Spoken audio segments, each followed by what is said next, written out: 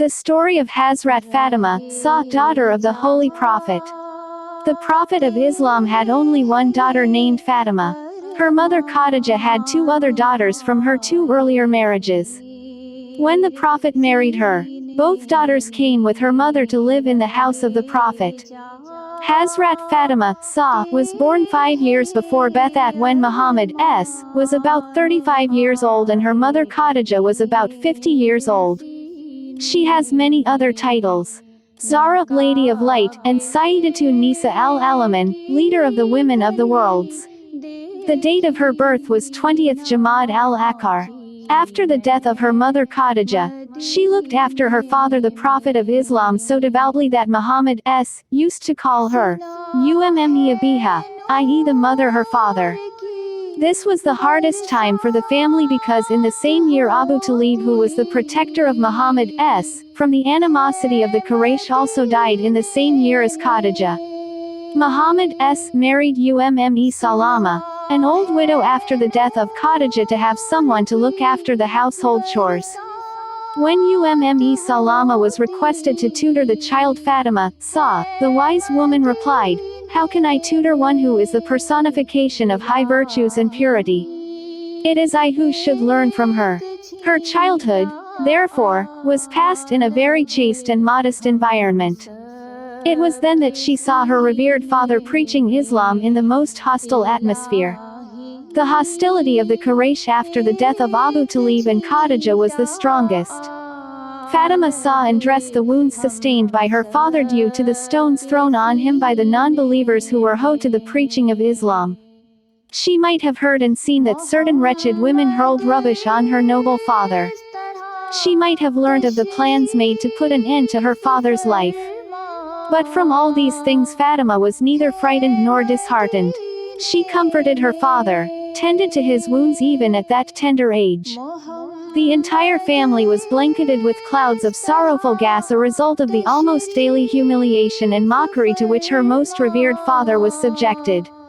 Migration. When the migration took place, Fatima was left in Makkah with the rest of the family, which included her stepmother Umme Salama, Ali's mother Fatima binte Asad, and many others. Ali was in charge of the family. He stayed in Makkah for another 3 days to give back the deposits to the Makkans, who entrusted these to the Prophet for safekeeping. After fulfilling this duty, Ali brought the family to Medina. Marriage. After 1 year's stay in Medina, when Fatima was about 18 years old, that proposals for marriage began to be received by the Prophet, who politely refused to accept by simply saying that it is in the hands of Allah, that he was awaiting Allah's decree in this matter. Fatima was the model of Prophet's teaching among women, just as Ali was the best embodiment of his instructions and manly qualities among men. They were the most suitable couple to be married. But Ali was too modest to speak about it. After some persuasion from friends, he finally went to see the Prophet in the mosque and proposed for marriage. Prophet told Fatima about it and asked her whether she would approve. After receiving her consent, the marriage of Fatima and Ali took place in the simplest possible manner. Ali sold his shield of armor for 200 dirhams, brought the money to the Holy Prophet, who added a similar amount, and asked his companions to buy household goods to set up home for the Holy Family. Marriage was solemnized by the Prophet himself, and after marriage the couple went to live in a separate house next to the house of the Prophet around the mosque. Children. Hassan was born in the 3rd year of Hijrah. Husain was born in the 4th year of Hijrah. Zainab was born in the 6th year of Hijrah. Umme Kulthum was born in the 7th year of Hijrah. It was in the same house that the famous verse of purification, Surah 33. Verse 33, was revealed on the Holy Prophet, and its narration by Fatima has become so famous that it is read in every Muslim house as Hadith-e-Qissa. The reading of this hadith brings blessings to the household. Tafsir-e-Kabir by Al-Razi. It was in the same house where this blessed family fasted for 3 days continuously without eating any food, giving away their iftari to a beggar, an orphan, and a prisoner who arrived at their door and asked for food. The verse in Surah Dar revealed in praise of their extremely charitable act in the way of Allah. It was in the same house where every morning the Holy Prophet stood outside and said loudly, "Assalamu alaikum ya alabadan nubuwa," peace and blessings on the people of the household of the Nabi. There was so much respect in the heart of the Holy Prophet for Fatima, that whenever Fatima, arrived in the mosque of the Prophet, the Holy Prophet stood up to respect her. This gesture was also to show the companions' respect for women generally, which was lacking in the Arabian society of the day. These acts of the Prophet were to show the companions that this house and its occupants have a special place in the way of Allah and that this status should be maintained after the death of the Prophet. Unfortunately, this was not done as the Holy Prophet intended his companions to do. History tells us some very sad moments connected with this house. After the death of the Prophet, when Ali did not come out to give his oath of allegiance to Abu Bakr, the door of the house was burnt down to get him out, and in the process Fatima, was injured. Her fifth unborn child died because of this harsh action of some of the companions, and she herself died within 3 months of the death of her holy father. The following lines of poetry show her ordeal after the death of her holy father very clearly. After the death of my father, my sufferings were so great that if such hardships fell upon days, the days would turn into nights. Fatima, was a symbol of womanhood in Islam. How a daughter, a wife and a mother should behave in their ordinary lives. She was devoted to her father, looked after him when he was in distress by the hands of the non-believers of Makkah.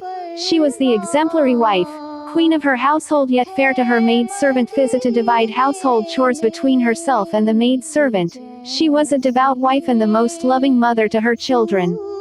There were occasions when there was no food for the family, but she would never complain. Once, Ali went out to do some work to get food for the family but returned empty-handed. Fatima asked Ali what happened to the food. Ali said that he did earn some money and bought food, but while on his way home he met some poor hungry persons and gave away all the food to them. When the Prophet heard of this situation, he brought some food for the family and told them that Ali's charitable act was of the greatest value in the eyes of Allah. The whole family was thankful to Allah and there were no complaints against anyone. She would go to the mosque of the Prophet to participate in the prayers with all the ladies. She would go out in the battlefield to tend the wounded.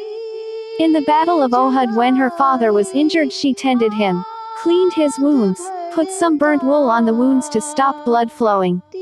When the Holy Prophet recovered, he thanked her for her great work in the battlefield. Death of Hazrat Fatima, On 3rd of the month of Jamad al-Thani, Hazrat Fatima, died. This was about 90 days after the death of her holy father. Asma bint Umayy, in the same house to help her household work, tells the story of her death in a very moving manner.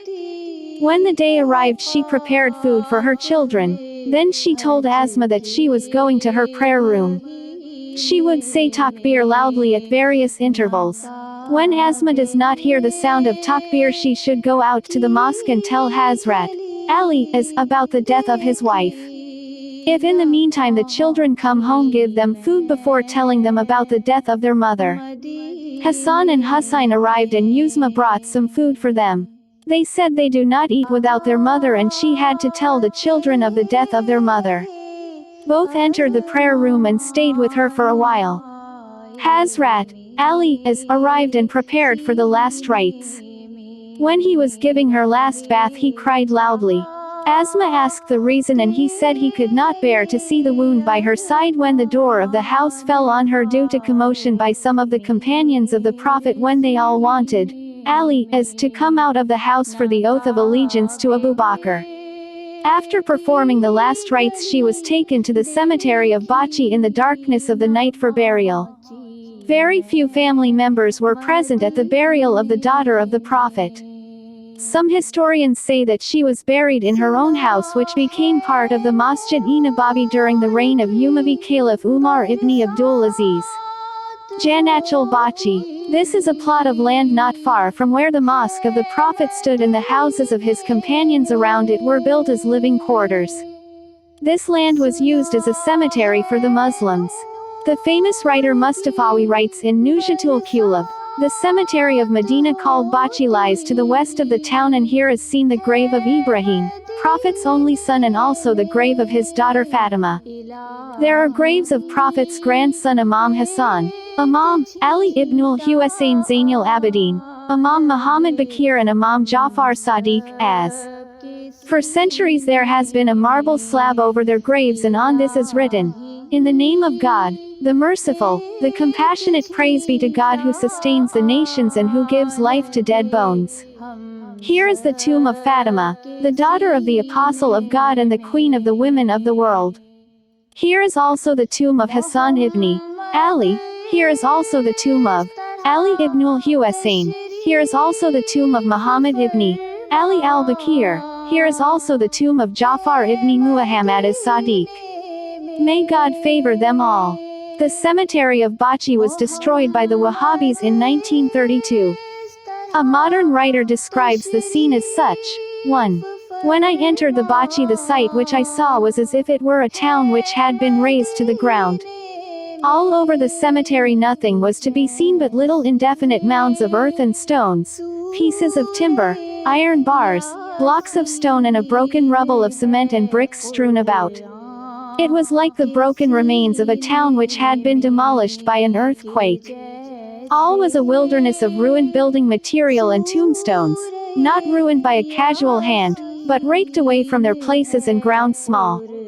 The writer of this book also visited Bachi in 1995 and found that the authorities have erected a wall around the whole area of Bachi, incorporating also the Jewish part of the cemetery in it to make it into one huge cemetery. A platform was built just outside the wall where people can stand and see the graves of the holy Mazoumin and shed a tear or two. People were allowed to enter the inner circle of the wall after the Fajr prayers for 2 hours but were not allowed to go near the graves. They had to stand about 30 feet away from the place and can see the outlines of the graves. Besides 5 Mazoumin, there was a mark for the grave of Hazrat Fatima bin Asad, mother of Imam Ali, as this is Jannatul Bachi, where the most beloved daughter of the Holy Prophet together with her children and grandchildren lie in wilderness without even a tombstone over them. Muhammad S., the messenger of the first